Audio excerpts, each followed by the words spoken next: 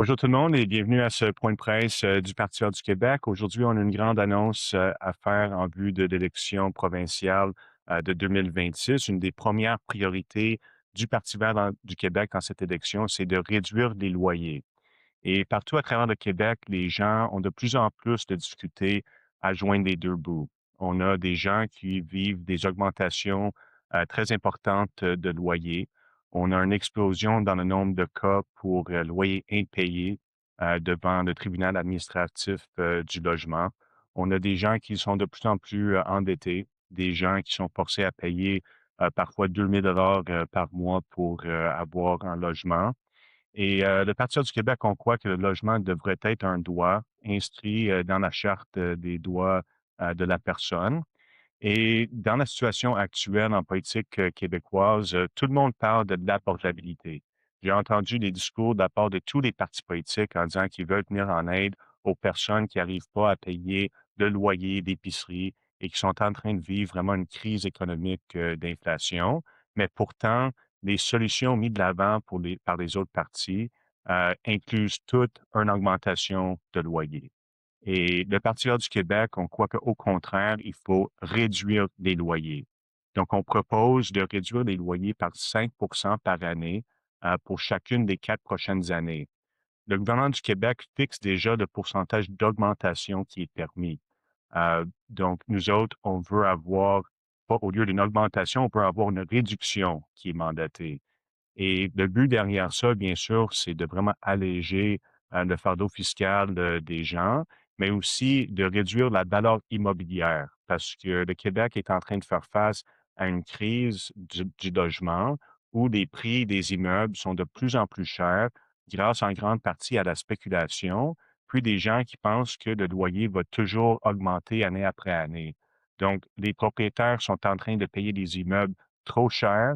Ils veulent facturer des loyers trop chers aux gens qui n'ont pas les moyens de payer.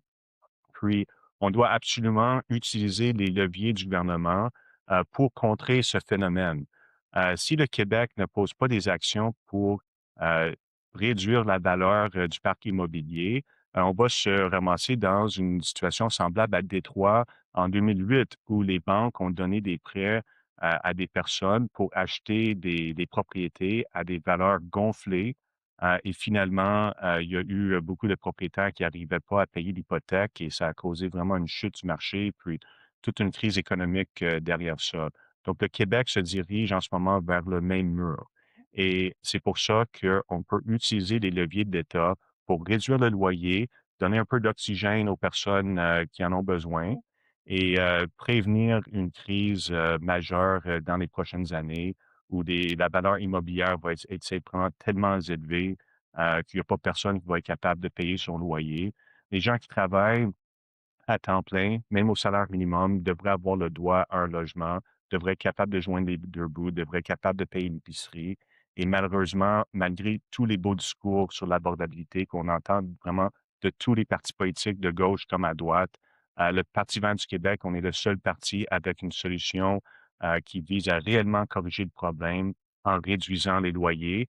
Puis on va avoir beaucoup de propositions sur l'abordabilité, notamment à l'épicerie, qu'on va dévoiler au cours de cette campagne. Donc, je vais maintenant céder la parole à Alima Touba, qui est chef adjointe du Parti du Québec. Merci Alex. Puis comme vous l'avez entendu, Alex a mis un peu le tableau, le portrait vraiment dramatique sur ce qui se profile à Québec, pas seulement dans les grandes villes, mais partout. Les propositions du Parti vert pour s'attaquer à la crise du logement ne sont pas juste des propositions, c'est quelque chose qui est nécessaire compte tenu de la situation actuelle. On vit une crise majeure, une crise qui touche la dignité, la sécurité et la santé de milliers de personnes, particulièrement les plus vulnérables. Alex l'a mentionné, aujourd'hui, un ménage consacre plus de 30 de son revenu à se loger et parfois pour certains ménages, ça va jusqu'à 50. C'est énorme. Personne ne devrait avoir à faire le choix entre se nourrir et se loger. Hem on veut éviter, que des personnes vivent dans une insécurité constante. La peur d'une hausse de loyer, la peur d'une éviction et la peur de se retrouver sans logement. Nous voyons une augmentation visible de l'itinérance dans plusieurs villes au Québec. Selon les données récentes, le nombre de personnes en situation d'itinérance a fortement augmenté dans plusieurs régions au cours des dernières années. La situation est plus visible à Montréal, on le voit avec les campements, on le voit dans les stations de métro. Pour moi, c'est quelque chose d'inacceptable quand on sait qu'on est dans une société développée. Personne ne devrait à vivre dans la rue. Et aujourd'hui, j'aimerais aussi attirer votre attention sur une réalité dont on parle encore très peu, le lien entre la crise du logement et la sécurité des femmes. Hier, nous avons souligné la Journée internationale des droits des femmes. Cette journée est un moment pour réfléchir aux progrès, mais aussi aux obstacles qui persistent pour de nombreuses femmes. Et l'un de ces obstacles est très clair, l'accès au logement sécuritaire. Partout au Québec, des femmes vivent dans des situations de violence conjugale, des femmes qui veulent partir, des femmes qui veulent protéger leurs enfants, des femmes qui cherchent simplement un endroit pour où reconstruire leur vie. Mais pour quitter un conjoint violent, il faut avoir un lieu où aller. Il faut avoir un logement. Or, dans le contexte actuel, trop souvent, ce logement n'existe pas. Les maisons d'hébergement pour femmes n'ont plus de place. Les loyers sont trop élevés, les loyers disponibles sont rares et la liste d'attente pour les logements sociaux et coopératifs sont interminables. Alors, certaines femmes se retrouvent à des choix que personne ne devrait avoir. Rester avec un conjoint violent ou se retrouver dans la rue. Dans une société comme la nôtre, cela ne devrait pas exister parce qu'on sait qu'il y a un lien entre violence conjugale et féminicide. Donc, et pour mettre fin au féminicide, parmi les différentes ressources qui existent, un logement est primordial. La crise de logement ne touche pas tout le monde de la même façon. Elle frappe plus durement les personnes les plus vulnérables, les personnes à faible revenu, les personnes marginalisées, les personnes en situation d'itinérance et les femmes qui cherchent à fuir la violence. On a vu récemment dans des articles de journaux qui font état d'harcèlement locatif envers des femmes et des personnes aînées qui sont les plus vulnérables. C'est inacceptable. Le logement est la base pour sortir de la violence, la base pour sortir de l'itinérance et la base pour reconstruire une vie. Donc, aujourd'hui, nous avons un choix collectif à faire. Continuer à traiter le logement comme une marchandise ou commencer enfin à reconnaître pour un besoin fondamental. Et c'est exactement le changement que nous voulons proposer avec le Parti vert. C'est un projet ambitieux, mais surtout nécessaire pour l'ensemble des Québécois et Québécoises. Ben, merci beaucoup, Ali Mathieu. On va maintenant prendre des questions. Vous parlez que vous voulez faire baisser le prix de l'immobilier. Comment vous pouvez vendre ça ou justifier ça à des jeunes, un jeune couple qui vient d'acheter son premier immeuble, ils veulent juste être propriétaires. Euh, Comment vous pouvez leur annoncer qu'ils vont perdre en fait de l'argent? En fait, être propriétaire, c'est pas une vraie occupation. Et je pense que ces gens-là qui pensent pouvoir faire de l'argent facile sur l'habitation ont vraiment ont pas choisi un bon projet. Et les gens qui achètent des immeubles, là, ils acceptent quand même certains risques. Et donc, on achète, puis on a un projet de louer, pas au taux actuel, mais de plus en plus cher, et d'expulser du monde, puis augmenter le loyer, tu sais, il y a quand même un risque que le gouvernement ne permet pas aux gens de faire ça. Puis, c'est écrit nulle part dans les lois qu'on est obligé d'augmenter les loyers à chaque année. On a déjà un contrôle de loyer au Québec qui est implanté depuis des décennies. Et maintenant, il s'agit d'utiliser ce cadre-là existant pour baisser les loyers. Puis j'ajouterais aussi que c'est nécessaire de le faire parce que depuis 2010, les salaires ont augmenté d'à peu près 35, mais le prix d'un logement a augmenté d'à peu près 65. Donc, le gouvernement du Québec doit poser des gestes pour rebalancer les intérêts des propriétaires versus les intérêts des locataires, puis des gens qui cherchent un logement. Euh, Chaque année, le gouvernement pose des gestes qui vont servir des intérêts des propriétaires, mais pose très peu de gestes pour défendre des locataires qui subissent une augmentation à chaque année. Est-ce que tu as quelque chose à ajouter? Oui, je pense que l'important, c'est pas de voir que son côté. Oui, un logement, on achète, c'est un investissement pour la personne, mais c'est pas un investissement viable à long terme pour le reste de la population. Fait que je me dis, il faut pas voir cet achat comme un investissement. Il faut le voir euh, que tout le monde, un droit que tout le monde devrait avoir là. Donc, inventer des travaux pour évincer des locataires. Donc, je pense que Ouais. c'est pas une marchandise, un logement. Exact. Puis il faut dire aussi que le gouvernement est en conflit d'intérêts. Les élus de la CAQ possèdent en moyenne 1,6 million d'immobilier chacune. On a une ministre d'Habitation qui a déjà fait des flips immobiliers. Et même dans les partis d'opposition, il y a beaucoup de députés qui sont propriétaires et qui ont des locataires, là, tu sais. Donc, ces gens-là, s'ils adoptent une politique pour réduire les loyers, ça va venir toucher les finances des députés.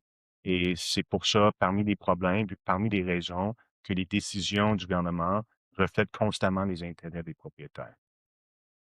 Il y a un autre parti d'extrême gauche, Québec solidaire, qui propose un gel à l'inflation. Est-ce que c'est pas assez, ça, pour comme proposition? Mais d'un, je pense pas que Québec solidaire est un parti d'extrême gauche, même je dirais que c'est un parti centriste ou peut-être centre-gauche, dépendant de comment qu'on examine la question. Mais Québec solidaire fait circuler une pétition pour augmenter les loyers. Ils disent vouloir geler de l'augmentation à l'inflation. Ça veut dire quand même une augmentation de 2,5. Puis en ce moment, le gouvernement du Québec a décrété un cible de 3,1. Donc, moi, la pétition que Québec solidaire fait circuler pour geler des augmentations à l'inflation, moi, je la signerais pas parce que c'est une augmentation pareille. Puis les gens n'ont pas les moyens de payer une augmentation de 2,5. Puis je souligne aussi que dans un article du Devoir, la porte-parole de Québec solidaire, Ruba Gazal, a dit très clairement que des augmentations dans leur plan pourraient dépasser l'inflation si les propriétaires y font les travaux. Puis, pour avoir vécu cette situation moi-même, où mes propriétaires de mon logement ont changé la tank à eau chaude et m'ont facturé une augmentation de 5 de ces coûts-là sur mon loyer pour l'année, je trouve que il manque de justice, là. Puis, Madame Gaza dit que de réduire des augmentations de 0,6 va régler la crise du logement, selon elle. Moi, je ne crois aucunement qu'un petit changement comme ça va régler quoi que ce soit dans la crise du logement. Il faut vraiment s'attaquer aux intérêts des propriétaires qui sont surreprésentés au sein du gouvernement. Et il faut baisser le loyer, là. Les gens sont tannés d'augmentation. Puis le fait que Québec solidaire propose une augmentation en pleine crise du logement démontre justement, mais c'est pas un parti d'extrême gauche, comme vous avez dit. Et le Parti vert du Québec est le seul parti qui veut faire baisser les loyers, là. Donc, ça nous démarque de les autres partis qui ont tous les intérêts des propriétaires à cœur. Puis le Parti vert, on est là pour défendre les locataires, pour défendre la classe ouvrière, pour défendre la classe moyenne qui n'arrive plus à joindre les deux bouts. Je pense qu'on est rendu avec la crise qu'on vit, on est rendu à pas faire de petites mesures, de petites politiques. Il faut vraiment des mesures drastiques. Il faut des politiques ambitieuses, des idées ambitieuses qui peuvent paraître pour certaines personnes pas réalistes, mais il faut aller plus loin compte tenu de la crise. Je pense qu'en ce moment, il y a trop de oui, on fait ça, mais ça n'est pas, ça ne s'arrête pas. Le loyer ne fait que monter, les gens souffrent. Donc, il faut faire de vrais changements compte tenu d'une situation. C'est une crise là, on vit une crise de logement. Ouais, une vraie crise qui mérite des vraies C'est solutions et ça. pas des petites politiques centristes. Votre proposition va baisser la valeur des immeubles et peut-être même entraîner un crash immobilier. Comment est-ce que vous allez vous en prendre à cette situation-là? Ben, en fait, le but de la politique, c'est de réduire la valeur immobilière, là, parce qu'il y a eu une surenchère là, depuis la pandémie où les immeubles sont vendus de plus en plus cher. Puis c'est rendu qu'il y a des gens qui achètent des immeubles et tu sais, juste l'intérêt sur l'immeuble représente les revenus de location, tu sais. Donc, ces gens qui achètent ces immeubles-là n'ont pas le choix que d'augmenter le loyer, tu sais. Puis, tu sais, je veux dire, j'en tiens pas personnellement responsable des gens-là, mais c'est le système qui permet aux gens de faire des augmentations qui n'ont pas de sens Et si on ne pose pas des gestes pour réduire le prix des immeubles, ben on va être dans un cycle d'augmentation constante. Puis François Legault a dit à l'Assemblée nationale la semaine passée qu'il faut permettre des augmentations au-dessus du taux d'inflation parce que les propriétaires, ils doivent défrayer les coûts. Mais quels coûts? C'est les coûts qu'ils ont payés pour l'immobilier qui est une valeur gonflée. Donc, encore une fois, le Parti vert, c'est le seul parti qui dit haut et fort qu'il y a une surenchère dans le parc immobilier, que les immeubles sont vendus trop cher et par conséquent, les propriétaires augmentent les loyers pour payer leur hypothèque. Et tu sais, des gens qui sortent gagnants de ça, c'est les spéculateurs immobiliers, c'est les propriétaires, c'est des gens qui peuvent posséder plusieurs logements et louer, puis se faire vraiment de l'argent là, sur le dos des personnes qui travaillent. Puis c'est pas normal de devoir travailler et verser 50 de son revenu au logement. Même des gens à Montréal qui vont payer parfois jusqu'à 4 000 là, pour un appartement de une seule chambre, qui va être capable de payer ça? Tu sais, c'est 48 000 par année. Ça va être des gens qui font 100 000 par année, mais qui donnent 50 en loyer. Fait qu'il y a un vrai problème là, de surenchère, puis le gouvernement doit poser des gestes pour réduire la valeur de ces propriétés-là. Puis à vouloir éviter le crash pour certaines personnes, la majorité des Québécois et Québécoises vivent un crash boursier, un crash de leur poche tous les jours, fait que on reporte le problème, on met le problème sur le dos de personnes qui n'ont rien, puis c'est pas, ça touche pas que les personnes à faible revenu. Maintenant, même un ménage à un revenu moyen a du mal à s'en sortir, a du mal à payer le loyer. Fait que je pense qu'on vit déjà un crash pour certaines personnes, Oui, hein. puis sur le crash, justement, Mmh. c'est qu'il ne faut pas qu'on attende et que le crash se fait tout seul de manière incontrôlée Mmh mh. et qu'ensuite, les banques viennent demander au gouvernement de les donner un bail-out là, pour éponger toutes les dettes de propriétaires qui font faillite, là, tu sais. Fait que ça, c'est un vrai risque, là, tu sais, que les propriétaires spéculatifs n'arrivent pas à payer l'hypothèque et que les banques viennent vers le gouvernement là, pour un bail-out pour ça, tu sais. Fait que c'est pour ça que c'est encore plus important, parce qu'on veut pas que l'argent des impôts là, soit donné aux propriétaires non plus.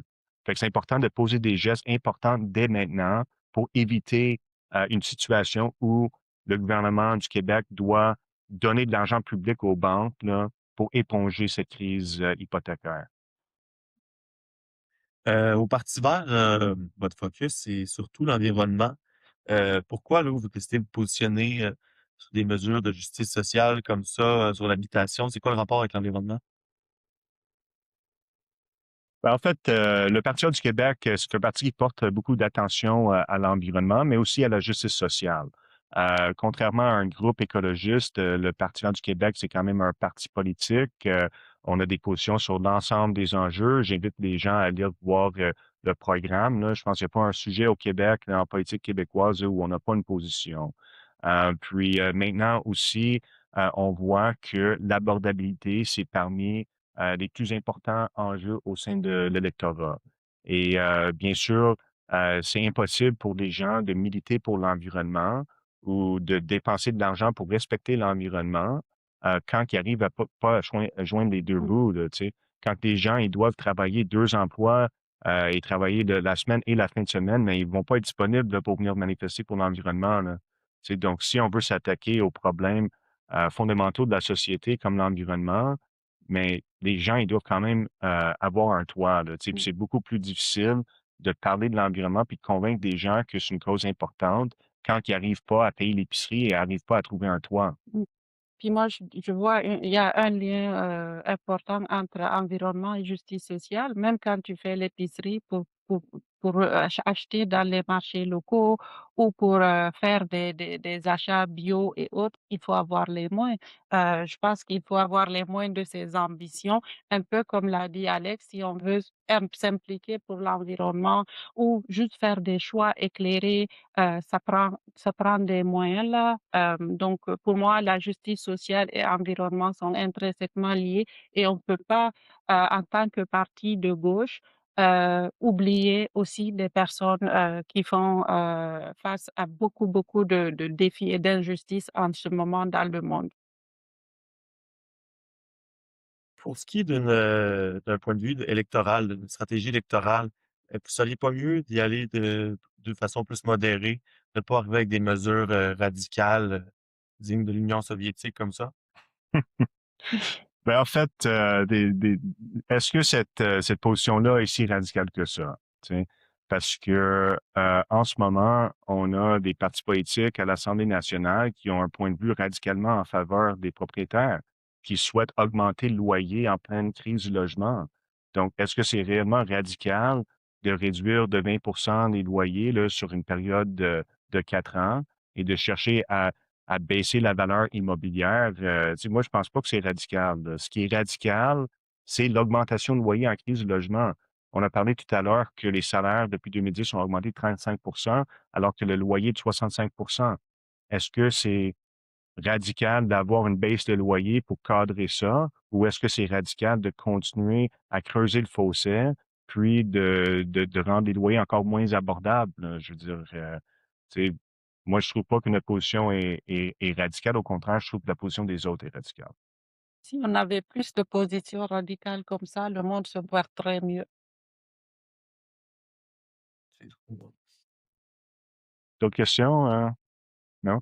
OK, bien, on vous remercie pour votre présence ici, puis l'échange intéressant. Et le Parti du Québec, on va mettre cet enjeu-là de l'avant. C'est fort probable que nos affiches électorales vont avoir, certaines affiches, du moins, vont avoir le slogan Baisser le loyer. Mm. Un vote pour le Parti vert du Québec, c'est un vote pour baisser votre loyer.